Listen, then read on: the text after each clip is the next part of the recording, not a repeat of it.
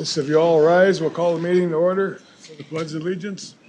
I pledge allegiance to the flag of the United States of America and to the republic for which it stands, one nation, under God, indivisible, with liberty and justice for all.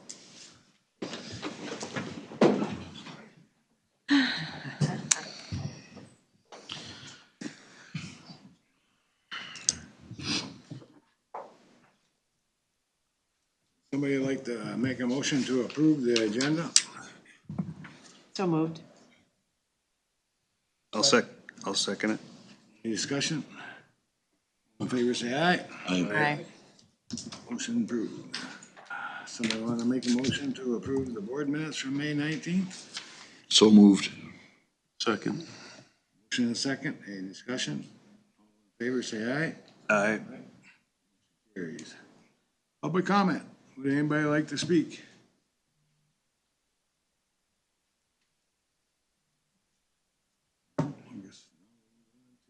Appointments. We need to wait for carries, or it looks like here. They do the consent agenda? We do that maybe quick. Yeah. Let's go do, about the consent agenda. Anybody got any questions or anything you want to change or?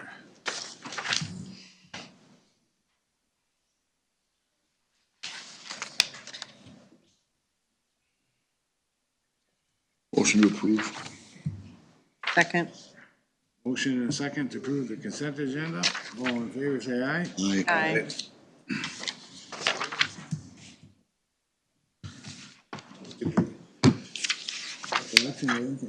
Sure can. All right, we'll do an action item. Consider approving a resolution 26-16 for a final acceptance for CP 2026-04 crack fill for Varner asphalt sealer. Yep, so this item is finaling out the contract for the crack filling. So we always cut the contractor off when they hit the dollar amount we have budgeted. So for this year, essentially went to the budgeted amount. We cut them off, so the original contract, $136,600, or $131,600, and the work certified, $130,898.34. Which ones are we doing this year, Brian? We did some on a variety of different roadways. We did some on County 24, 249, some on 26, and I believe on 4, County 4. So that's all done already. Yes, everything's done, yep. Motion to approve. I'll second it. Okay, a motion and a second. Any more discussion? All in favor, say aye. Aye. Aye. Opposed? Motion carries. Consider approving the change in order for lacrosse glass and overhead door for the west entrance door. Brian? Yeah, so we had a contract in place with Lacrosse Glass to replace the sliding door coming into the courthouse on the west side, along with putting in a second door on the inside. When Lacrosse Glass was out here, they started looking at some things, and the type of wall or the glass paneling that's above the doorway does not meet current code requirements. So they are recommending to replace the existing glass wall there on the west side with a curtain wall framing, which meets current building codes. So they're going back and forth. We're going back and forth with them as far as the need for it. Can they install the door as originally quoted? They said they would install it as originally quoted, as long as the county waives Lacrosse Glass of any liabilities for the existing SAS system that they said that they believe is failing. What's failing? So the glass system on the west paneling, so that we don't know the exact age, but it's 25, 30 plus years old for that glass. The caulking around the glass is starting to fail. It could be recaulked and stuff.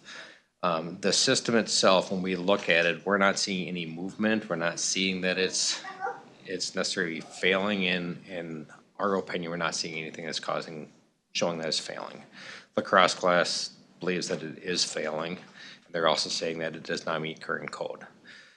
Their recommendation is to replace it with a new system that meets building codes. The additional cost, well, to do that would be $49,677, but there's a deduct from the entrance that they proposed initially of $16,596. So the net difference is $33,081. So I spoke with Greg Olson about this. We got a second opinion, spoke with Brent, spoke with the county attorney, and the county attorney is, you know what, if it doesn't meet building code and the liability on if that glass does fail during, more likely be during a storm, sucks the glass out or cause some type of failure, what's the liability and the risk on if it fails, something being underneath and getting injured. So county attorney's office is saying for that dollar amount, it's probably better to replace it. With what we see, we're not seeing any movement that's showing a sign of failure, but we do know that the age of the system, it's not new anymore. For budgeting purposes, we didn't budget for it. So if we don't have the money to do it, we can issue a waiver to Lacrosse Glass, and that liability essentially is on the county. From that safety standpoint, county attorney's view is probably best just to replace it at this time. They could come back and do this in the future. If it's not done at the same time, they would have to take the door out, put in the curtain wall, and put the door back in. So there's a little bit additional cost to do it in the future, but it's not super substantial to do it in the future. It's just taking the door in and out a couple times instead of doing it once. So it really comes down to, budget and liability, and do we wanna do it? So do we have money in the capital improvement funds to make up for the extra? I don't want the liability. Well, see as how we're redoing the whole door anyway. I don't like the idea of going out of budget, but. I don't either, but I want the liability. Yeah. And if we gotta do something in the future, we're gonna have to take the door out, so. Gonna be costly. Yeah. Fix it right. Might as well fix it right, yeah.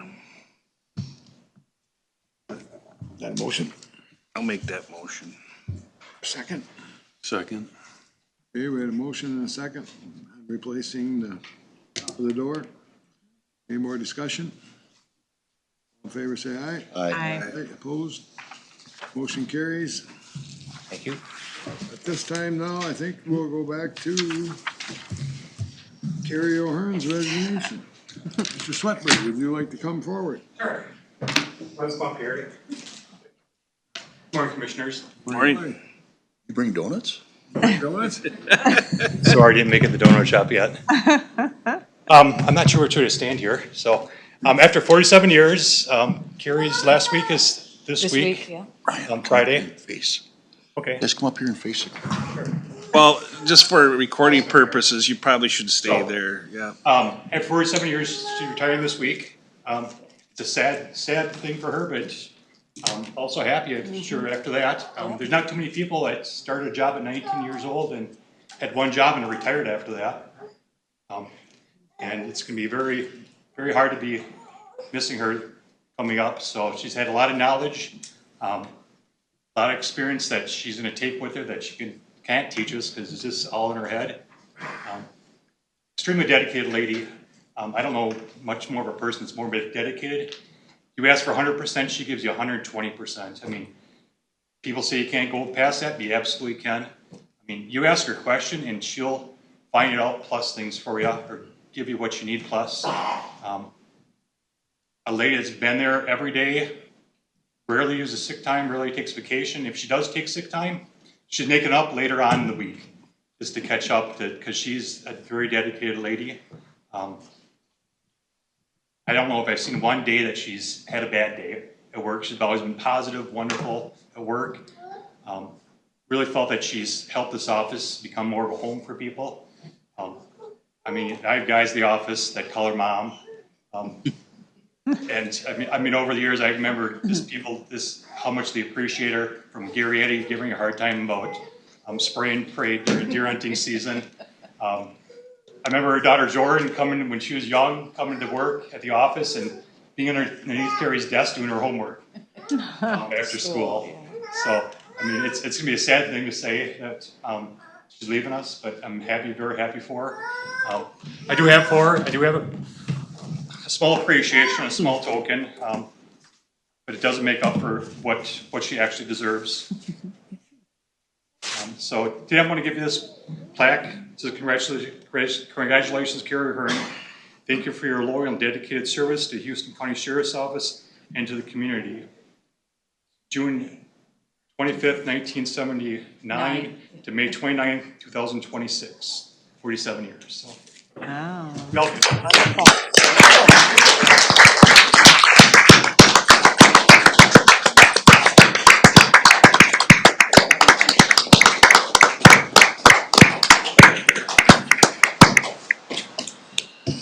Job well done. Well done. Thank you. Thank you very much. Is that a record? 47 years for? No, I think Audrey was here longer. I think she was 50.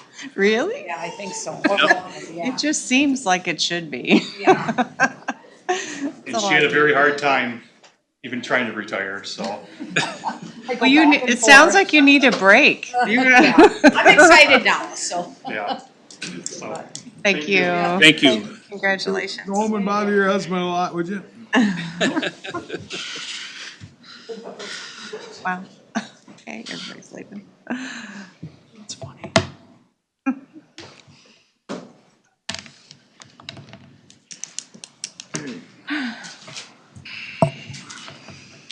All right, 9:10, I guess we can do that one. Hiawatha Mental Health Center Crisis Team.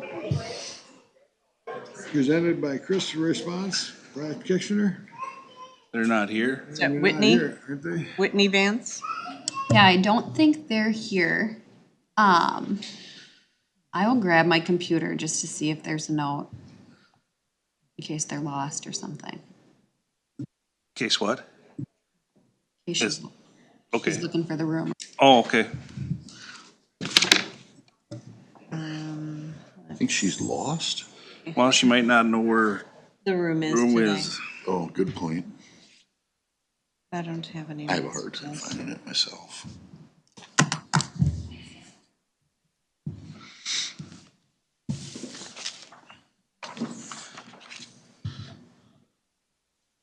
So we have a joint board of health this afternoon. Is that correct, Brent? Yes. Yep. Yep.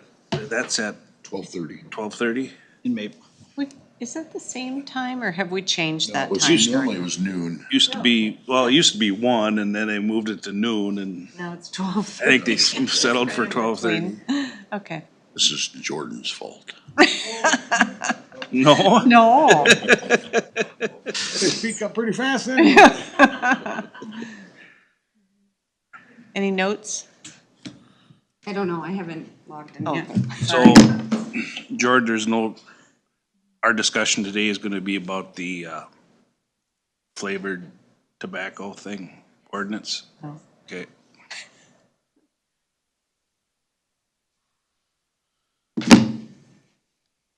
The joint ordinance. Well, it's More than that. be separate. That was the joint between the two. You guys were at the wrong. Okay, she says she needs to reschedule, so we'll skip that one. Okay. Oh, all right. Then we'll move on to the South Smith? Minnesota Initiative Foundation. Can we do that? Presentation by President and CEO Deanna Kraus. There we are. Oh, Welcome. thank you. Thank you. It's good to see you all. I've got some folders for you. Can I Sure, just bring 'em up. bring this way? Thank you. Good thing you showed up. I found my way. And she's early, actually, so that's good. Thank you. Thank you.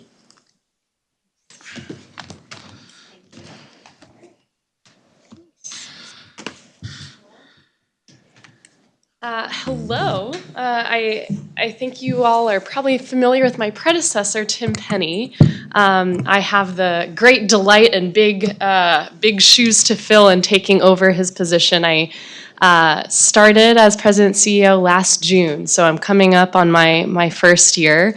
And I'm also a neighbor, so my husband and I in August actually moved out to Harmony, so we are just 30 minutes away. It's us and now our almost 4-month-old at home in Harmony. My husband works in Decorah, so we love the Driftless region and super excited to be here. First, just because I know I'm a little bit of a new face, I'm here to share a little bit about SMIF, Southern Minnesota Initiative Foundation, with you all. I'm sure it's a familiar organization to you all already, but happy to kind of give an overview of what the foundation is, how we work, and some of our key focus areas, including some of the work that we've invested in here in Houston County. But before I do that, I'll just give a little introduction to myself. Benya Kraus, I say home is a split between Waseca, Minnesota and Bangkok, Thailand, and now Harmony, Minnesota. My dad's side of the family is 6th-generation farmers in Waseca County. My mom also grew up in agriculture, but in northern Thailand, so a little different crap out there. Yep, and the Acres for Good flyer is actually on our family farm with my cousin Jason, so that was fun to get to do a photo shoot with him. That's good. Yeah. And prior to SMIF, I came to this work as a social entrepreneur, so I started an organization, a nonprofit that's now national. It's called Lead for America, and supports talent in coming back and reinvesting in their hometowns. So I moved back to my family's hometown of Waseca to launch that effort, and that's how I got to know Tim and SMIF. And then I went off to business school to think about how do we get investment to flow into rural communities. I did a little bit of time in national philanthropy, but I ultimately really wanted to come back and serve my home region. So really excited to do what feels like a dream job, because I get to wake up every day and love on southern Minnesota.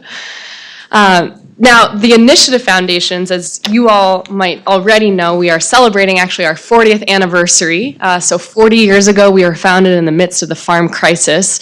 And at the time, the McKnight Foundation, based out of the Twin Cities, said, how can we support greater Minnesota? And they made the wise decision to say, we're not going to try to fund a solution from the Twin Cities, but instead help each of the regions in greater Minnesota start their own endowment funds. And 40 years later, we've been able to grow that through local donors, and all the endowment funds and donations coming in get reinvested into the region annually. So we're proud to say that we have the support of all 20 counties as financial partners, so including here in Houston County, so thank you for your continued support. And over the past 40 years, we've worked on different things, but I'll kind of tee up our kind of 3 focus areas, which have been economic development and entrepreneurship, early childhood education, and small town vitality. So on economic development, our main focus there is to make sure that entrepreneurs are supported and they've got the tools and the resources and connections to be successful. So we have a big lending program out of SMIF. We do a lot of gap financing and work pretty closely with community banks to help them, get access to the capital needed to make their dreams come true. And we've supported several businesses here in Houston County, but I'll also talk about some of our just ecosystem building, which is just to say, how do we support entrepreneurs in a local community?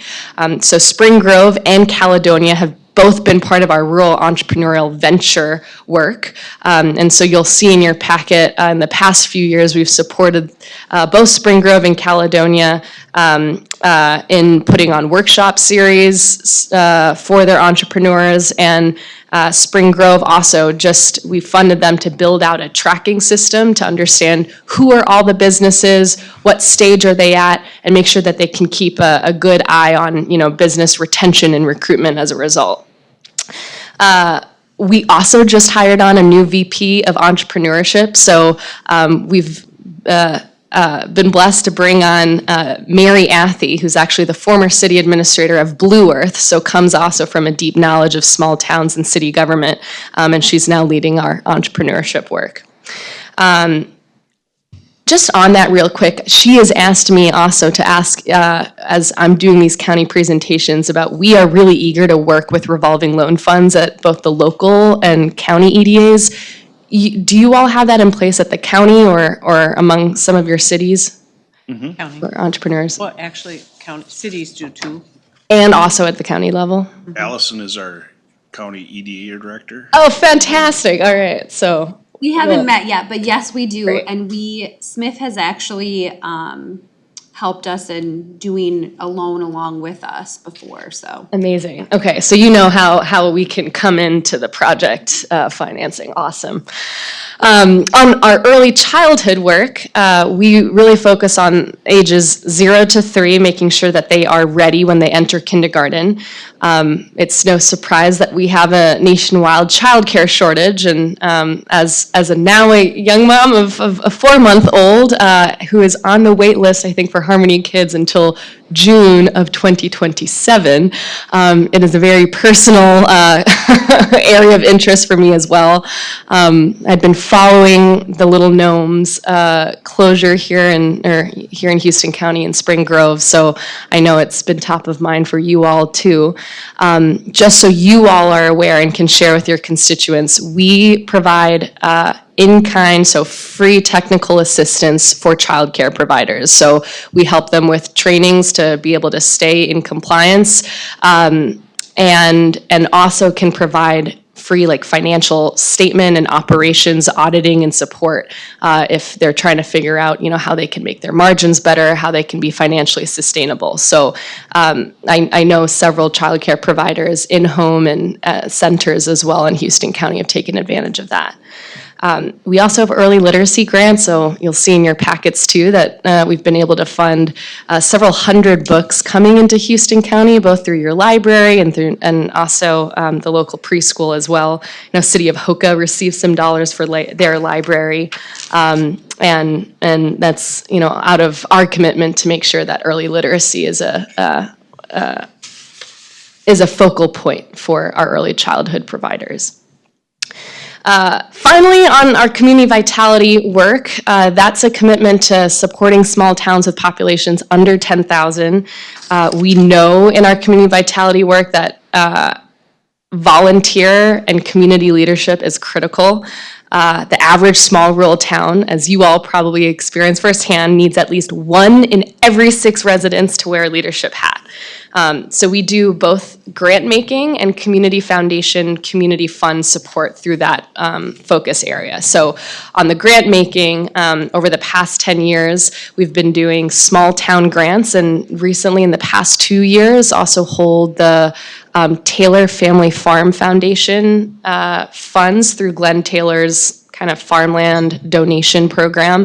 We're one of the 3 intermediaries that can distribute funds out of that. So that often goes to capital improvement investments in rural communities. So this summer, keep an eye out, we will have a capital grants program for small towns focused on community gathering spaces. So if there's people in your community or projects that you think could benefit from that, it'll open up in July. Out of the things we funded here in Houston County, I've been super excited about the new local news model in Spring Grove, and also I think that's through the Heritage Center to support both podcasts and online news to make sure community residents are, it's the Giants of the Earth. Yeah, there we go. Giants of the Earth local news. Also, I really love this story of La Crescent received funding to pair volunteers with folks, elderly folks that are needing, lawn care support and just fixing things around their house. So we funded just some capital costs for them to have equipment to be able to do that better. And then finally, on the fiscal host side for our funds program, we're the fiscal host for over 150 funds, including also here in the Houston Community Foundation. So we do both grant making matches to help those funds get started. Then the last thing I will say here is that increasingly so as well, we have served and stepped up as an intermediary funder for a lot of state funds, and also for some national and state philanthropy. So as you might know, Otto Bremer Trust kind of restructured their grant making and now are working through the initiative foundations to get their dollars out to rural communities. So we're kind of that fund intermediary for them. DEED had a Main Street revitalization grant program that we also administered, and during COVID, we administered about $23 million of business relief funds as well.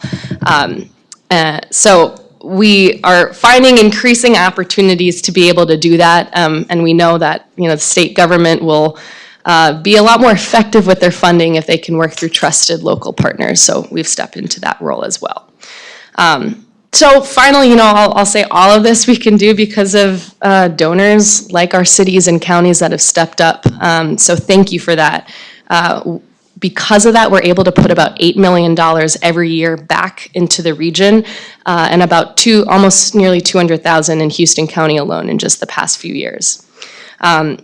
I'll close there, but just so you have it on your radar, again, you saw the packet in there with my cousin and I on the front with our Acres for Good program. So I know this is a very agricultural county, and again, I've got family with deep roots in agriculture too, so I've been excited about growing this program. It's a farmland donation program that allows farmers maybe without a succession plan to donate their farmland to the foundation, and the earnings off of that we get to reinvest into grant programs into the region. We've got our small town grants and our community gathering spaces grant through the Taylor Rural Improvement Grants opening up this July. And then also this year we will have a Taylor Rural Child Care Capital Grants opportunity as well. So both community gathering spaces and child care capital costs, we will have grant opportunities for that open this summer. All right, I know that's a lot of information, so I'll pause there and happy to get any questions you might have. But ultimately, just really want to say thank you for your just time and financial support and community support for what we do at the foundation. Thank you. Thank you. Great, thank you. Yeah, thank you. So the Acres for Good program, that's basically for a family that has no succession as far as taking over the farm or whatever, to donate it. So does it go to Smith? Yes, it goes to Smith, and then we can work with the donor to basically say, what do you want the legacy of your farmland to be? Do you want it to continue to stay farming? Right. Great, because we've got a partnership with a farm management company that can make sure that it keeps staying Operating as a farm. operated, exactly. So it'll be rented out or whatever, and Exactly. you can use the income to fund other things, right? Exactly. Okay. I like the point that the program supports agriculture education in Minnesota public schools, Yeah. the rental income of the properties. Yeah, which I is like that too. That type of example. Yep. That's really good. And I'll say we can be really flexible with what the donor intent is, right? Okay. So if they really care There's about no early hard rules childhood. you can meet? Yeah. Okay. Exactly. So we can reserve whatever they want that funding to go to into the region. We can work with them on that. And there's probably not a minimal amount of acres if somebody wants to donate 10 acres or 1,000 either. Yeah, Okay. yeah. It's all worth a lot. Exactly. Right, right. That's amazing. Well, good. So Glenn Taylor, Yeah. what's the background on that guy? So CEO of the Taylor Corporation, right? Okay. And has rural roots himself. So Okay. big Mankato, Area? yeah, Mankato area roots. So we were actually working with them on the Acres for Good, and that kind of evolved into them starting actually a sister foundation because they've got farmland also down into northern Iowa as well. So, yeah, and Glenn Taylor, both CEO of the Taylor Corporation, but also Timberwolves, Star Tribune. So their family's pretty rooted in a lot of Minnesota companies. Yeah. So Glenn Taylor was born and raised in Comfrey, Minnesota. Yeah. You know him? I do, actually. He was our keynote speaker for our DARE graduation when I was a police officer there. Wow. And I did the DARE program in Comfrey. When Great. the tornadoes went through Comfrey and into St. Peter, the school was heavily damaged, and Glenn Taylor made sure that the school in Comfrey was rebuilt. We have participated with his, the city of Caledonia has participated with the Glenn Taylor Foundation for rural fire. Oh, great. He's got that program going, and so we've used some of that for emergency services. He's a super, super good, caring about Minnesota guy who just happened to do the right business things and be in a position where he's at this day. So he is super, super cool dude. Yeah, yeah, yeah. And I mean, we've really appreciated his just foresight and, you know, commitment to rural. So we, Mankato Area Foundation and the St. Paul, Minnesota Foundation are kind of the three intermediaries, so, or the beneficiaries of his farmland donation work, yeah. And then the foundation themselves also do some direct grant making, it sounds like, in your city fire. Well, it's emergency services Emergency service. across southern Minnesota. It's all rural, small Great. fire departments, ambulances, so on and so forth. So he's done a lot for southern Minnesota and the rural communities. Yep, yep, absolutely, yeah.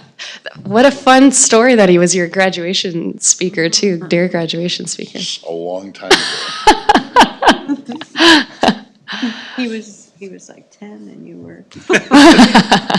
Well, let's see. He's a little bit older than I am. Yeah, that was actually at Comfrey School. Oh, Came down for it. It was pretty interesting. that's awesome. Well, should we move on, or? Thank you. Thank you for, You've had a busy year. you have big shoes to fill, but I have a feeling that you're gonna do very well. Yeah. Thank you, I appreciate Good it. to meet you. It's great to meet you all, thank you. Thank you. Want to go into closed session now, Brett? We do everything?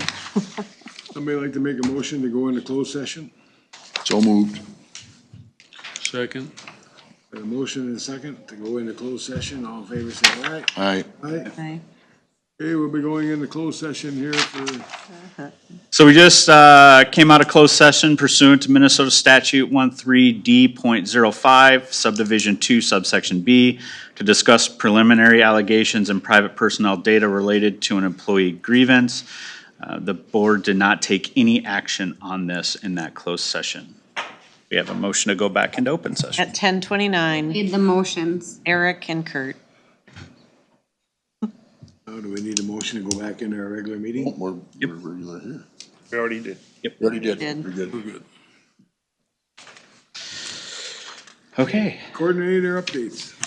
Yeah, so to this afternoon at 12:30 Mabel, there's the joint board of health with talk about tobacco ordinances will be a topic of conversation. I do know a couple will not be in attendance at that time.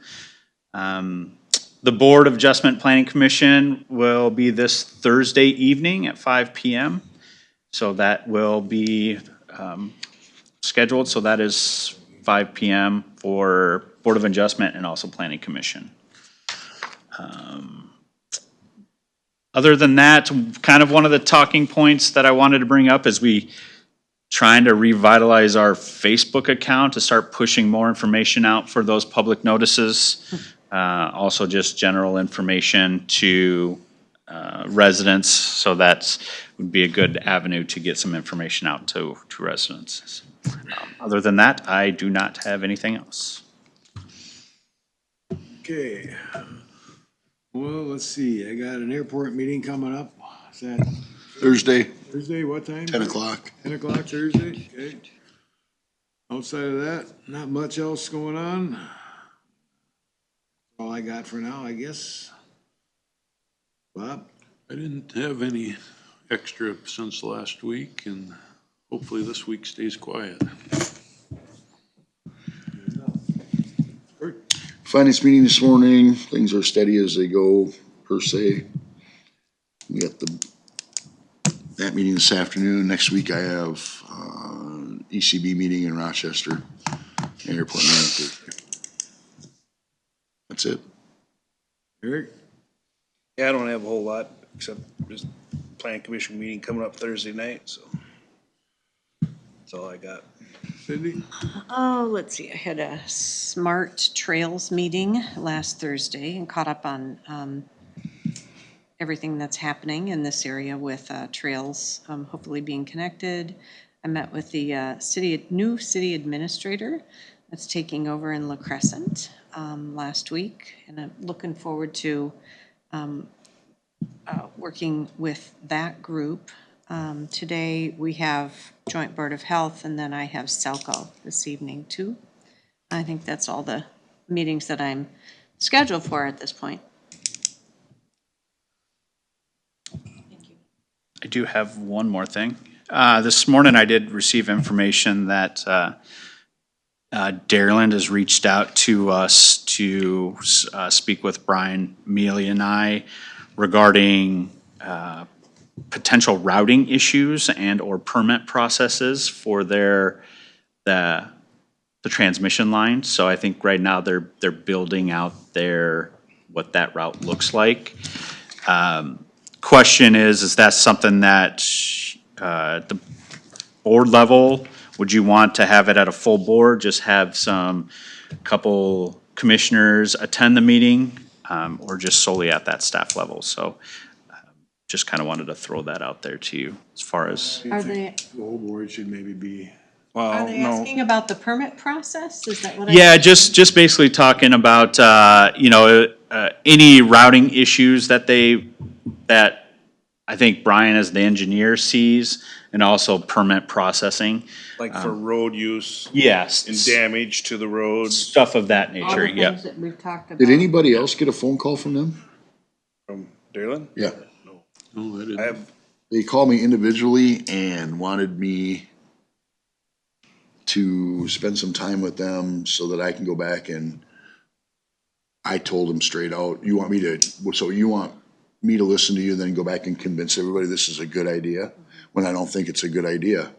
That did not go well. He was not happy about that. Well, I need to talk to you first. Well, I got nothing to listen to you about. Interesting. So, and I said, and besides, it doesn't go through my district. And he's like, well, but we like to have the support of the commissioners. I said, well, I'm Really? sorry. I haven't talked to anybody. So, no, I will not be. so you're asking if there are a couple of board members would like to? Yes, yeah. So we had, no time has been scheduled yet. There's some possibility to schedule times, yeah. Because it was, The district. yep. Board and the What is board chair and the vice chair was doing the interviews, fine. so. Yeah, I'm interested in their alignment and we never got a full answer for that resolution, all those questions. It was just like, see this, see that, and there was not a lot of detail. So we could reference that too. Okay, I talked to them. yeah. So I'll let you, you two know when that meeting will be set in place, so. I have had knowledge of certain individuals going out looking for support in their cause to push back against it. They've reached out to other businesses to do that. I just know that's going on. Sure. Yeah. they got signs out. Where do you get the signs from? I wonder? They've formed an LLC. That group has, so, Gotta buy a sign? I'd take it. I'd buy one for my place. yeah, I think they take donations on those. $10 a sign. Just the cost of printing it. Had an individual tell me that one was stuck on his property and he didn't even want it. Oh, well, that's probably, it's like a political sign, people do that and that's not, they're not asking permission. So, you gonna line that date up to meet with them then? Yeah, I'll line that up and I'll let you know.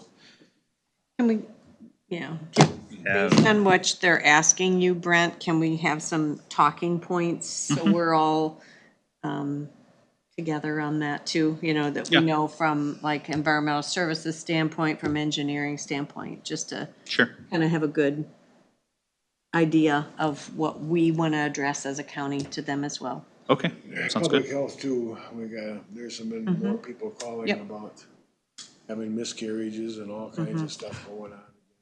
The health effects. Public health's gotta be brought in.